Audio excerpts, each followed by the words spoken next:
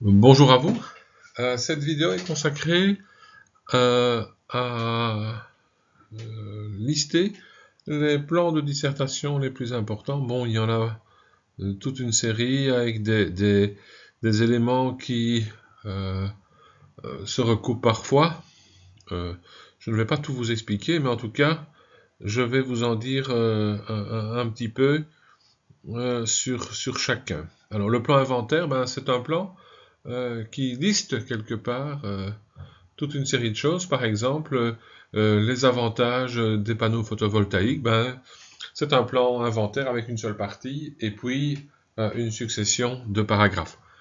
Le plan pour et contre, ben, comme son nom l'indique, d'un côté vous avez des arguments pour la thèse et d'autre part vous avez des arguments qui attaquent la thèse. C'est donc un plan en deux parties. Alors ce plan en deux parties, quelque part, est développé dans le plan qu'on appelle dialectique, ou que d'autres appellent aussi le plan critique. C'est le plan thèse, antithèse, synthèse. Vous posez d'abord une thèse, vous la contredisez avec l'antithèse, et puis vous tentez de dépasser la thèse et l'antithèse à l'aide d'une synthèse. On est dans le plan confirmation-réfutation, qui est aussi appelé plan critique, où vous confirmez euh, une thèse et puis vous la réfutez, donc vous la mettez en doute.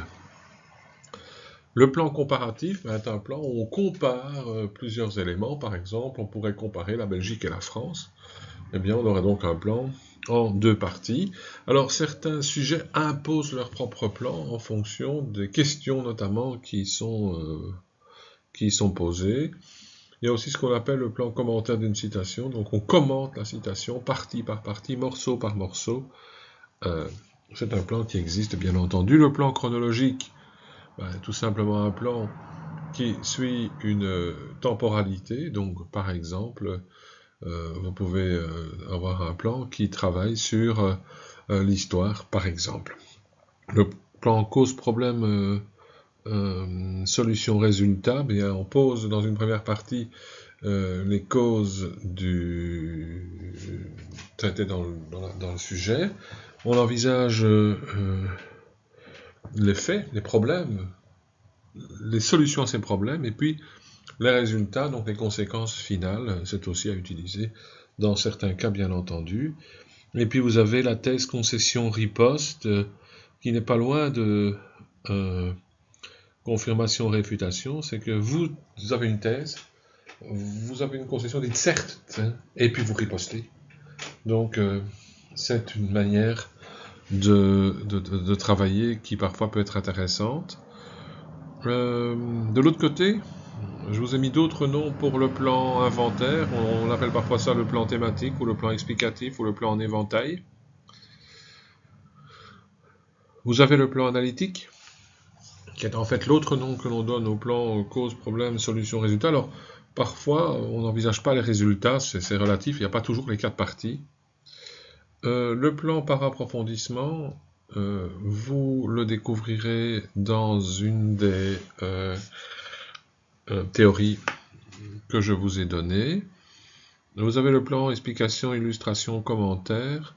Vous expliquez le problème, vous l'illustrez par des exemples, et puis vous faites un commentaire, vous donnez votre avis par rapport à l'explication que vous avez donnée. Alors, le plan qu'on appelle concessif, eh bien, c'est un plan qui est très très proche du plan thèse, concession, riposte. Dans certains cas, il n'y a pas de riposte, mais globalement, c'est un peu la même chose.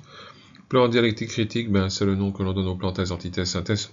Au niveau critique, on parle aussi du plan critique lorsqu'on a confirmation, réfutation. Ça dépend des théoriciens.